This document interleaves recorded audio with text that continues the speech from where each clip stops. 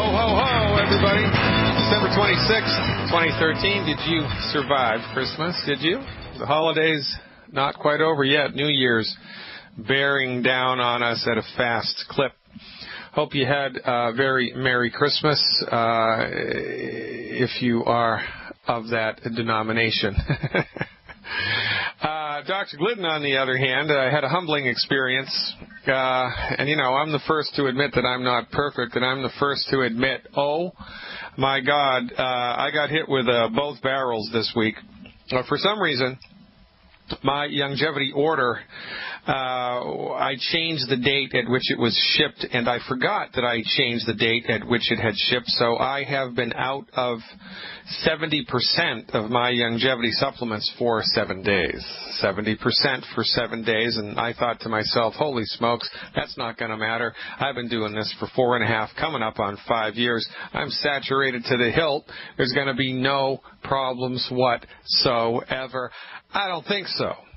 For goodness sake, my sleep at night has been horrible. Hard to get to sleep. Hard to stay to sleep. Why? Because not enough calcium and magnesium. Waking up in the middle of the night. Why? Because of blood sugar funkiness.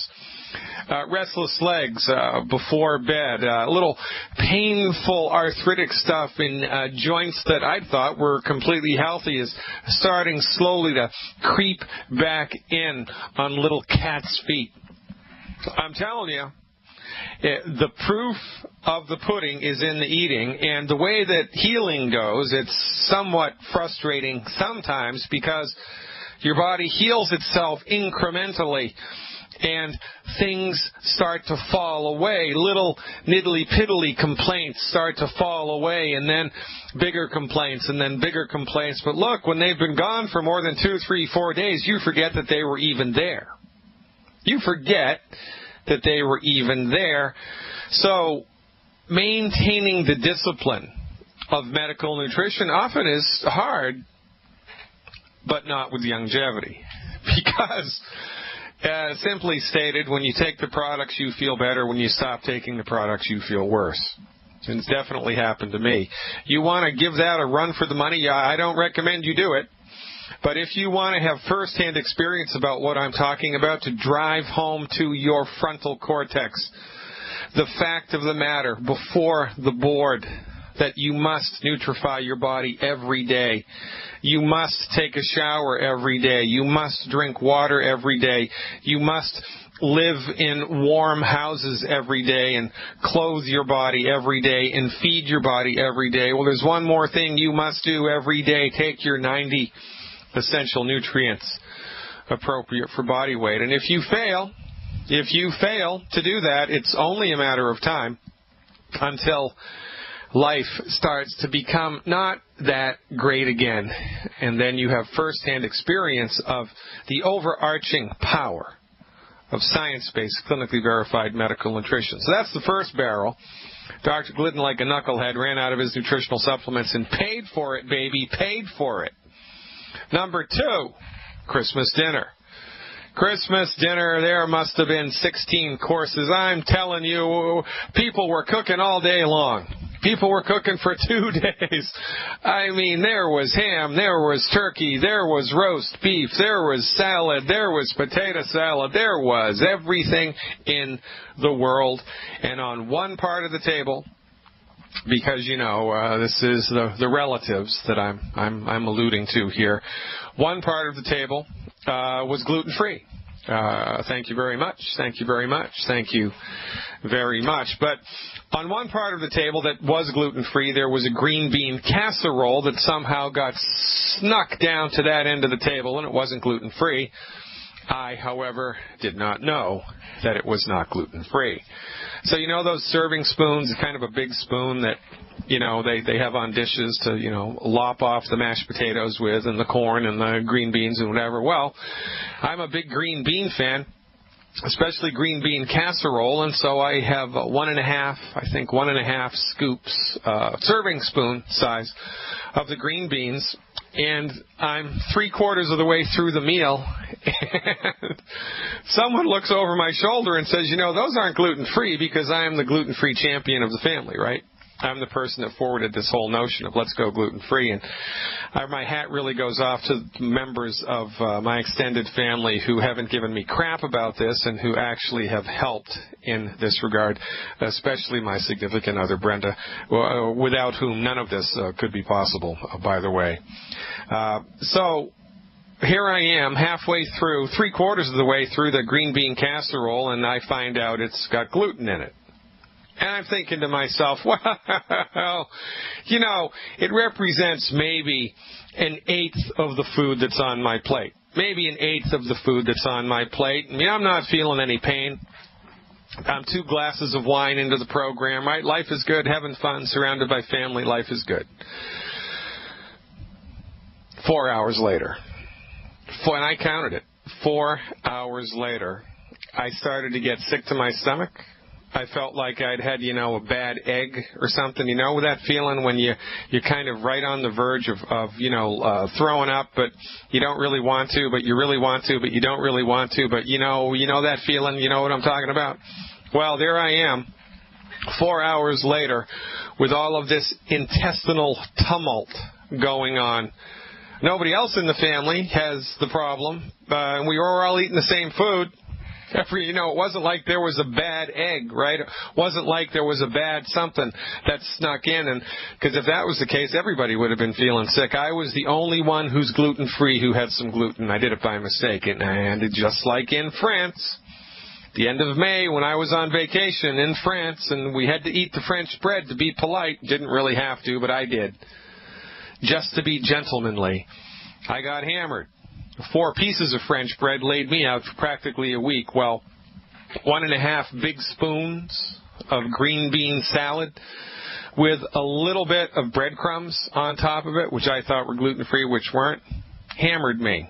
I wasn't myself until about 2 hours ago, so that means all told I suffered for 12, 13, 14, 15, 16 hours from a big serving spoon and a half of green bean casserole sprinkled with gluten on the top. Gluten will kill you, ladies and gentlemen.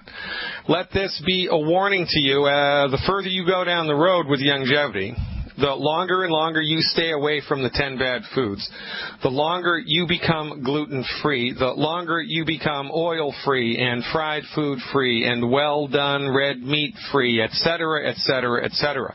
The longer you stay away from this stuff, and the more that you nutrify your body appropriately with the 90 essential nutrients every day, the way that we teach, the more sensitive your body will become to falling off the wagon.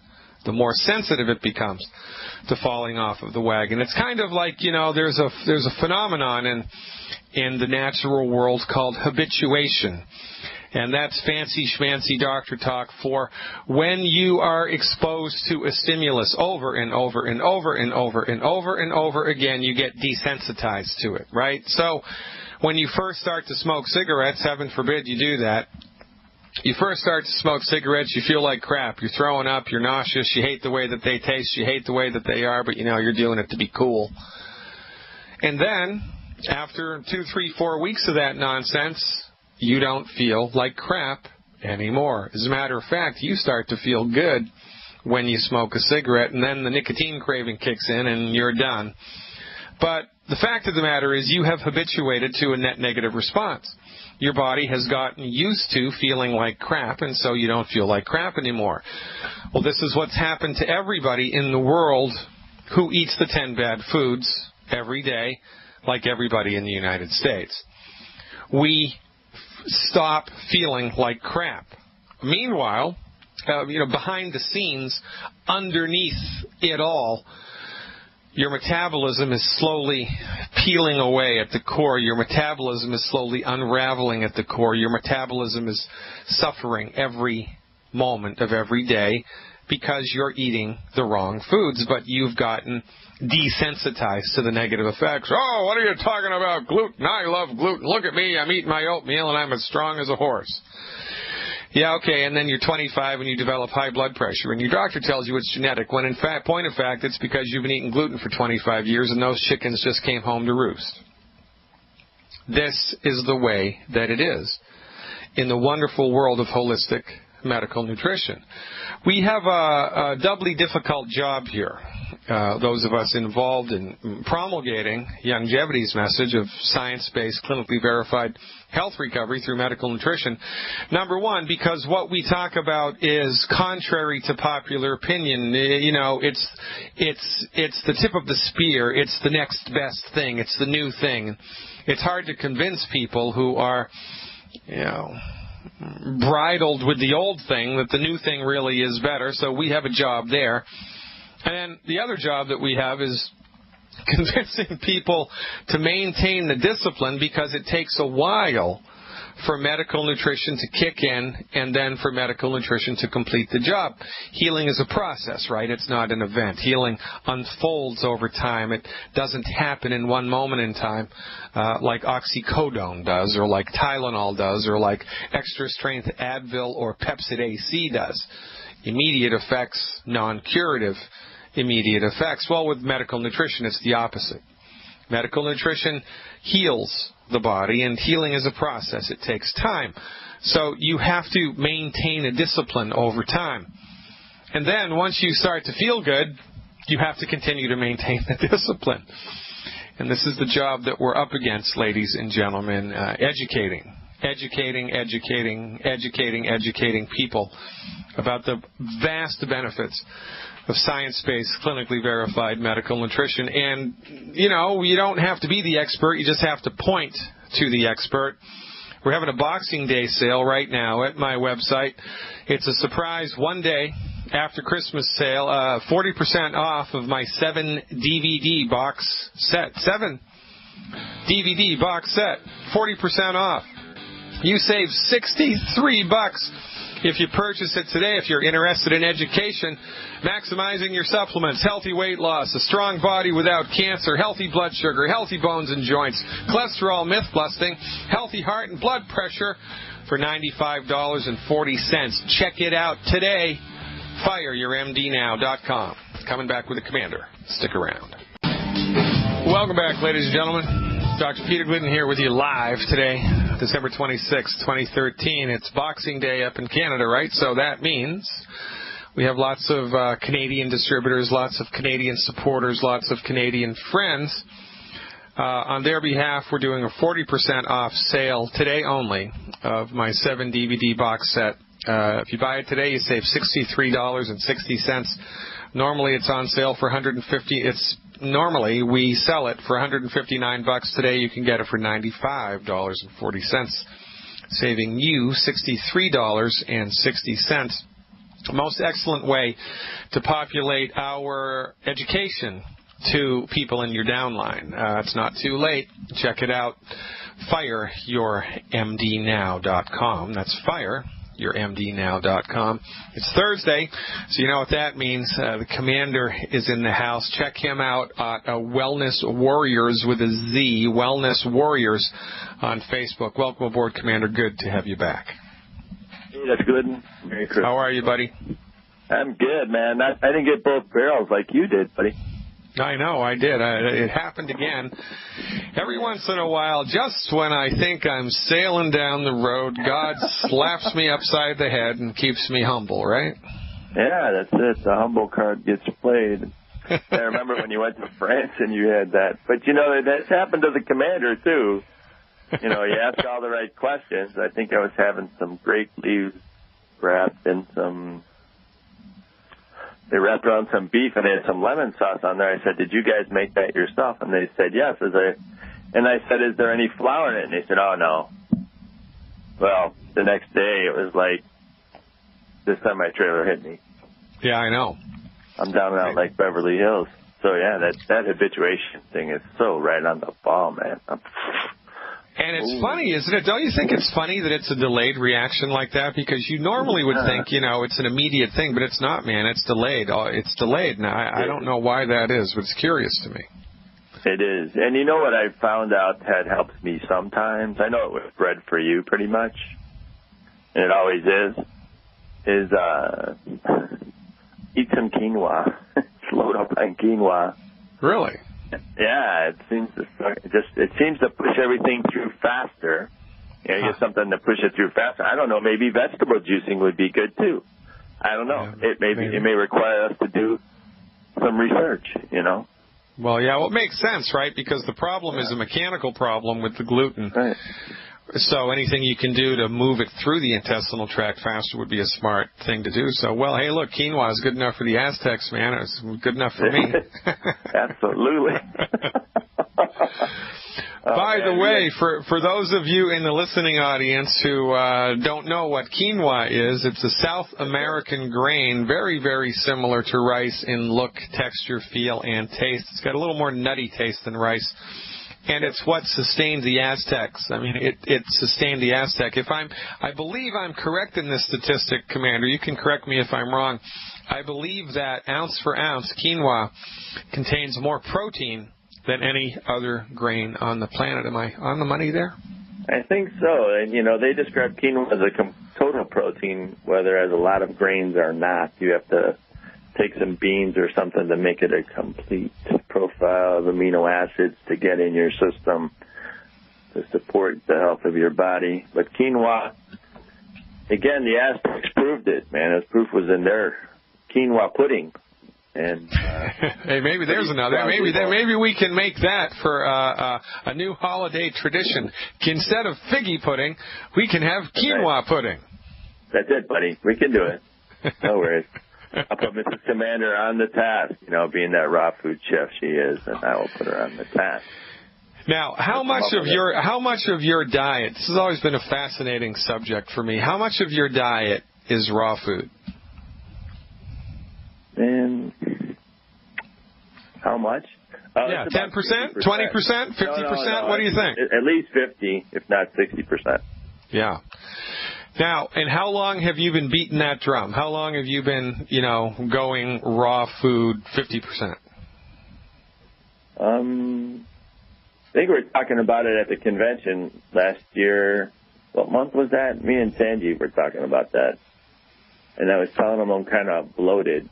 And he asked me, well, what's on your plate? How much of this, how much of that? I said, the wife went to raw food chef school, and she's been, feeding me that stuff. And so, again, the habituation, all that took some time, but it was over 50%. So I know it's got to go to a break. Well, it's interesting. It's interesting. The body doesn't lie, ladies and gentlemen. Give the body its due. You're going to feel like $1 million. You give the body its don'ts, and you're going to suffer. Don't give it the don'ts. Don't give it the don'ts. Stick around. Back with the Commander after these messages. Today is December 26, 2013, and this is Fire Your MD Now. Welcome back, ladies and gentlemen, to another live edition the day after Christmas 2013 of Fire Your MD Now. It's Thursday. That means we're kicking it with the Commander. Commander, how was your Christmas? I was on duty. How was your Christmas? I was on duty all day, but, there was good banter in the bunk room where we hang out, so we get calls, and they were talking about, their conversation came up about how young people are, 25 years old and stuff, and what they're suffering from. And it says, it used to be when we were 50 that things started breaking down. Now it's so much sooner, so I kind of let them lead the conversation. Because most of them that were in the bunk room that day knows my mission, So that's where that was good. That was good. That was a good conversation with them, and I let them take with it and take away from it rather than putting a lot of input. And they got a lot. So right. So God gave us 2 ears and 1 mouth for a reason, apparently, right? Apparently, I have to remind myself of that from time to time. But that's a very interesting thing to talk about, because when you just reason it through, when you just sit down, take a deep breath, get a perspective on what's happening, and reason it through, then this whole, it's got to be genetic nonsense myth that the MDs are plying us with just evaporates into thin air, because the MDs explain this rash of chronic disease amongst 20-year-olds as genetic. Oh, it's genetic. They've got the bad gene. They've got the bad heart. They've got the bad joint. They've got the bad kidney. They've got the bad pancreas gene, right? They've got the fat gene. That's what they've got. And it's nonsense. What they've got is wheat, barley, rye, and oats for breakfast, lunch, and dinner for 20 years, whereas when you and I were kids, we only had wheat, barley, rye, and oats for breakfast. But they're eating it all the time now. I read a statistic a while ago. Grain consumption has increased by 300% in the United States in the last 20 years. Grain consumption increased by remarkable amounts. The average teenager today consumes 6 bowls of cereal a day. No more eggs, no more bacon, no more butter, no more salt, no more pepper. It's Sunny D and, sugar-frosted flakes. At least they're drinking milk with that, but the milk that they're drinking is probably fat-free skim or, low fat. You might as well just put water on your milk for all the good it's going to do you. That's right. That's right. Yeah. From the proper perspective, everything makes sense. I really hated it. Yeah, I hated Sunny D. Yeah. Talk about habituation. That stuff tastes like crap. I don't know how anybody can drink that. It was so dense of whatever crap it had in it, which I didn't read labels because I was a kid, And you and I are about the same age, so we really can't. We can draw some really great parallels in our lives. And what our parents said, I was in the morning too. If I ate breakfast when I was a kid, it wasn't eggs. Mm-hmm. It was something grainy. Right. And, we had pancakes. My mother was the Betty Crocker chef, right? Betty Crocker chef, like so many of her contemporaries. Right. And we had pancakes coming out of my nose. And remember that corn sugar cereal, Quisp and Quake? Remember that? Oh, yeah. Which one did you like better? Well, I liked Quisp the best. Yeah, Quisp was sweeter, actually, than the Quake. Yeah, it was. Quake had more quick. Yeah, the Quake had more quick. Yeah, it's interesting. He was a tougher guy, It's interesting what we let General Mills force down our throats, right? Yeah, that when I popped into that book, Salt, Sugar, Fat, and I should pop that on the Wellness Warriors site. Everybody should take a look at that. It was like, you did what? And you wanted to do what? And they won't let you do what? Well, if it's got good salt, sugar, and fat in it, they're controlling the taste and whatever artificial thing that creates it that way is they're going with because they don't care. I've used this metaphor all of the time, but I think it's worth repeating because it's a good one, because anybody can use this to kind of explain to people what we're up to. If you were, into mathematics and you were into astronomy, but you had a limited data set about how the solar system was organized, you could go outside and you could watch the sun rise in the east and set in the west, and you could measure it every day. You could get out your little tripod with your little protractor, and you could see what degree the sun was at what time of the day. And if you did enough calculations over the course of 1, 2, 3 years, you could exactly predict where the sun was going to be in the sky at your latitude exactly.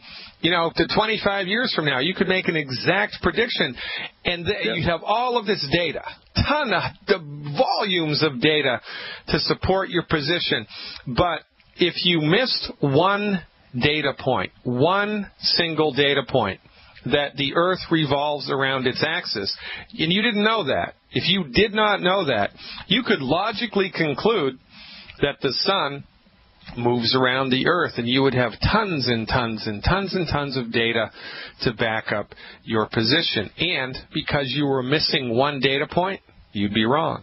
You'd be wrong. Your conclusions would be wrong. You could tell where the sun was going to be, but your conclusion that it's moving around the Earth would be completely, totally, and utterly wrong.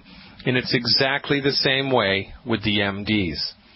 They're missing one fundamental data point. And their blindness to this one fundamental data point skews all of their findings 100%.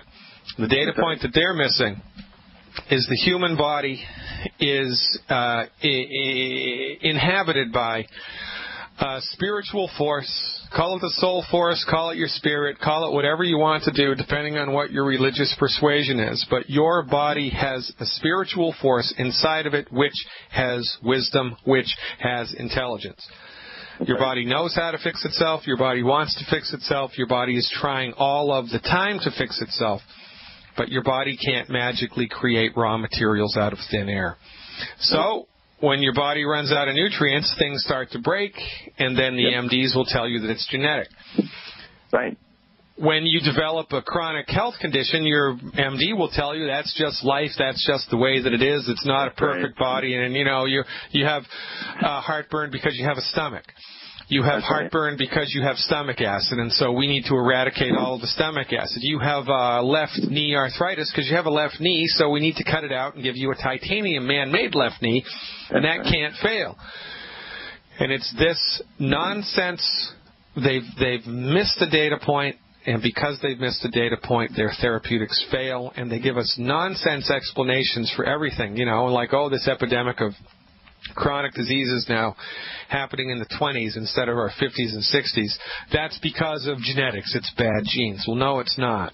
It's because of bad doctors. And you and I were talking earlier about kidney disease and how MDs get that wrong a lot in their kind of diagnostic cascade. What's up with that? Or they're late. Everybody, and I just want to just say, I see it so much. And whatever, with those things that Dr. Glidden just talked about, I hear it, and I can't tell you how tired of it I am. And it's ridiculous. These people with chronic kidney disease, now it used to be your kidneys they used to have how could I say it? You're either on dialysis or you weren't. They hadn't graded it yet. Now there's 5 stages of it. And it just says, observation, control of blood pressure, observation, control of blood pressure, observation, control of blood pressure, and risk factors when you get into level 3. And then they're plan for end-stage renal failure when you get to level 4. As they check your filtration rate of those glomeruli, which are those structures in your kidneys that help filter everything. I'm like, are you kidding me? I know. It's nuts. It's too much to know. It's more to baffle you because they don't know. Yeah. They baffle you because they don't know. I'll never forget. Well, this was I graduated medical school in 1991, became licensed to practice naturopathy 1992.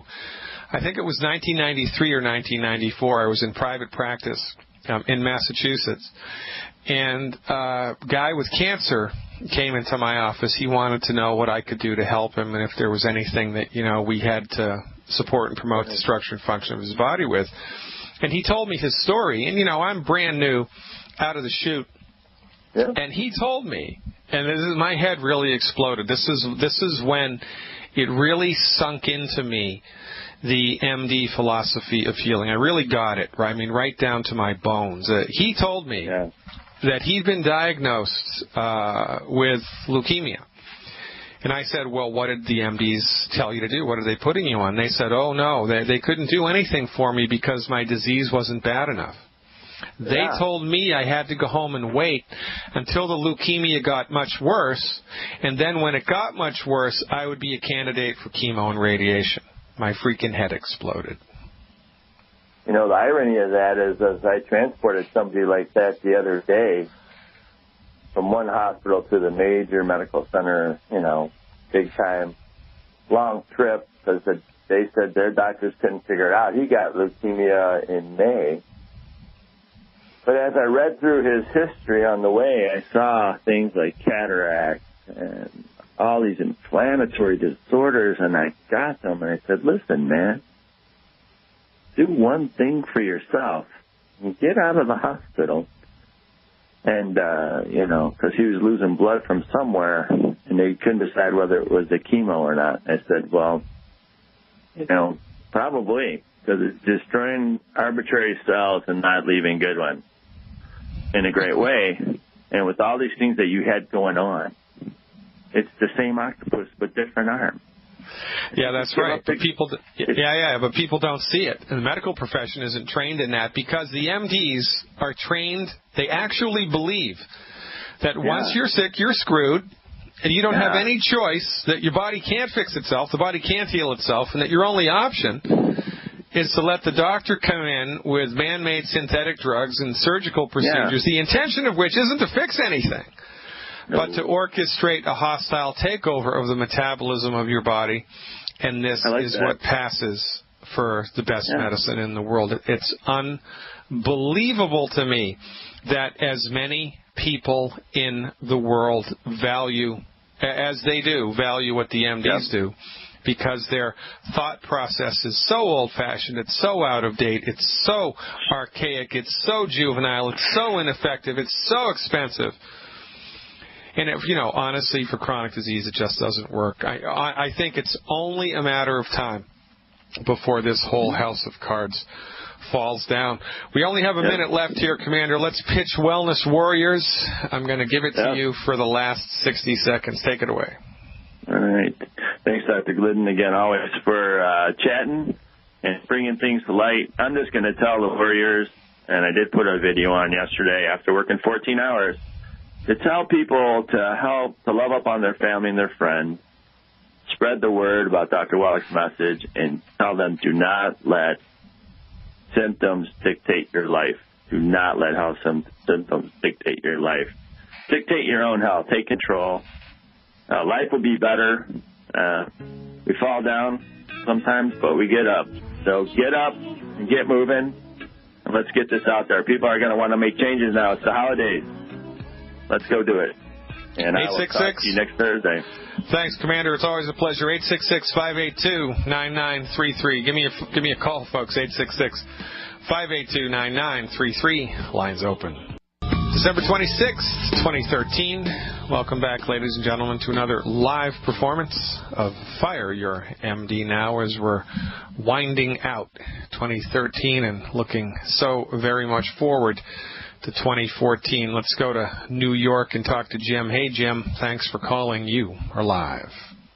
Thank you, Dr. Glidden. I talked to you a few months ago about tinnitus in the left ear, and enjoy go gluten-free and take the Pig Pack Plus, and I was taking 16 glucogel a day for a couple months. Yeah. And I didn't get any improvement yet. All right. Has anything improved anywhere in your body, like mood, energy, sleep, appetite, bowel movements? I mean, has anything gotten remarkably better? No, I just not really. Okay. And how long have you been doing it? Well, I started again in September when I talked to you. I did it for like 8 to 10 weeks straight. Okay. And then because you weren't getting any bang from it, you stopped, right? Well, I just decreased the amount a little bit. I weigh about 116 pounds, so I was taking 16 glucogel a day. Okay, and you were taking how many ounces of the white liquid calcium a day? 2 to 3 ounces a day. Okay, and you went gluten-free, right? Yes. Okay, and have you started back on gluten, since you've decreased everything, or are you still maintaining that discipline? I didn't maintain it perfectly, no. After I tried for 2 or 3 months, I got discouraged, and I've still partially reduced the gluten, but not entirely. Yeah, okay.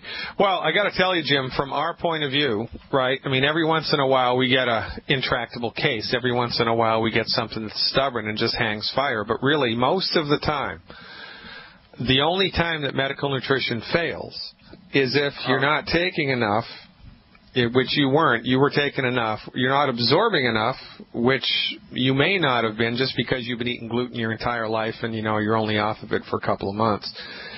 But more importantly, there's only 3 reasons why medical nutrition doesn't work. You're not taking enough, you're not absorbing enough, or you haven't given it enough time to be effective.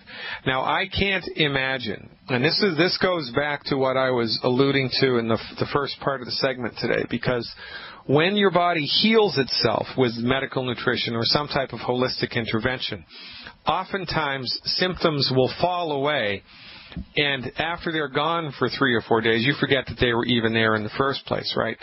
I don't know anybody that's done longevity for 3 months religiously every day, take their stuff, clean up their diet, and that hasn't experienced one thing improve. So do you really think that that's an accurate representation, that not a gosh darn thing got better whatsoever, or is it, what do you think?